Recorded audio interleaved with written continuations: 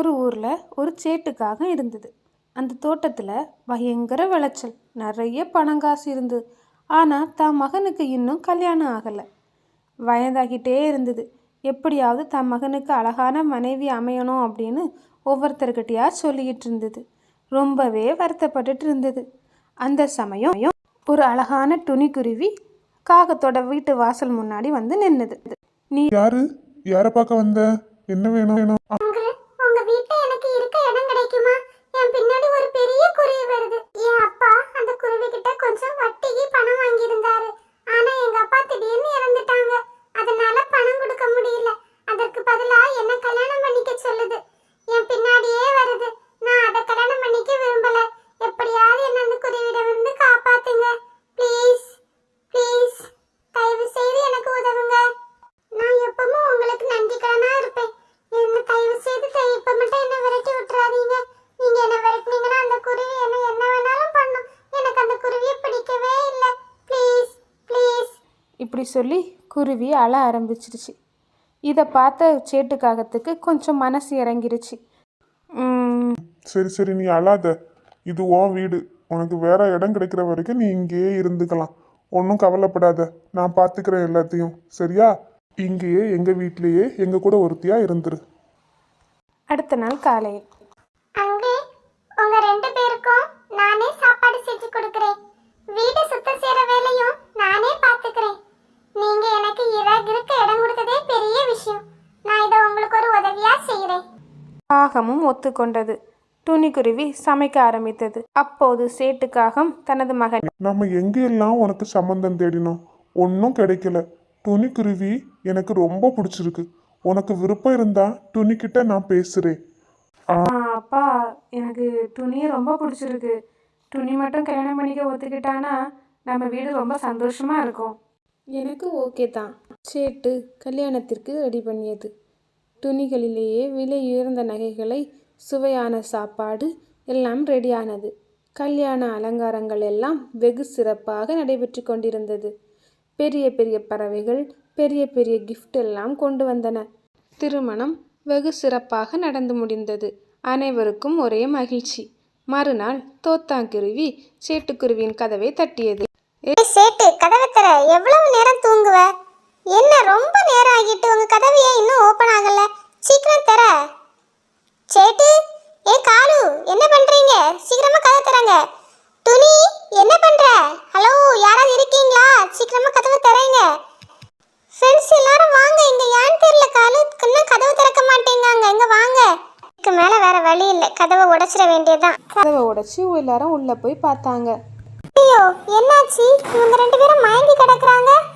வீட்ல வேற எல்லாம் காலியா இருக்கு. துணி எங்க போனா? துணியை காணோம். என்ன ஆச்சு? இங்க என்ன நடந்தது? ஒன்றும் புரியலையே. ஐயோ, இப்போ நாம என்ன பண்றது? முதல்ல கொஞ்சம் தண்ணி கொடு. அவங்க எழும்பட்டும், அவங்களே எல்லாத்தையும் சொல்லுவாங்க. நீ ஃபர்ஸ்ட் தண்ணி எடுத்துட்டு வா. தண்ணி கொடு. குருவி ரெண்டு பேர் முகத்துலையும் தண்ணியை தெளிச்சு எழுப்பி விட்டுச்சு. என்னாச்சு? எல்லாரும் எங்க வீட்டில் இருக்கீங்க? ஏதாவது விசேஷமா? எல்லாரும் ஏன் இங்கே இருக்கீங்க? நாங்க ஏன் இங்க இருக்க போறோம்? நீ தான் ரெண்டு பேரும் மயங்கி விழுந்து கிடக்கீங்க.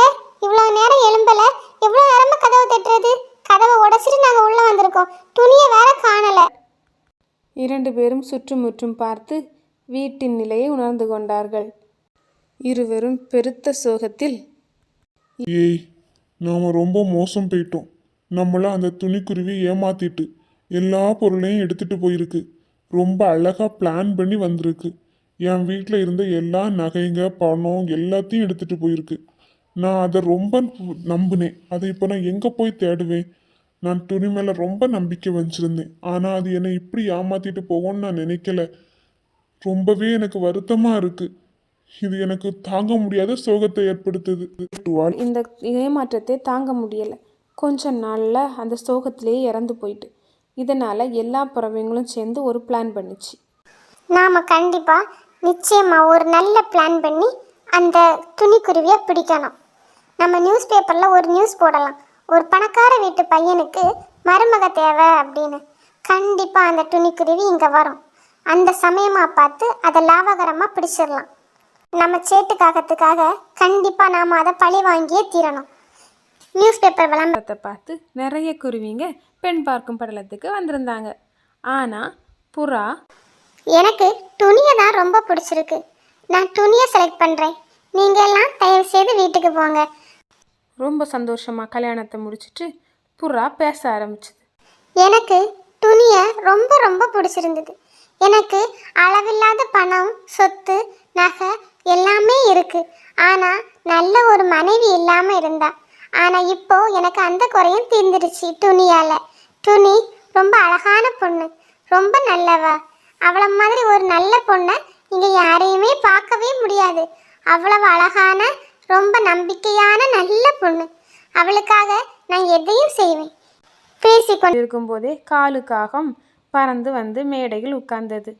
காலுவை பார்த்ததும் துணி அதிர்ச்சி அடைந்தது.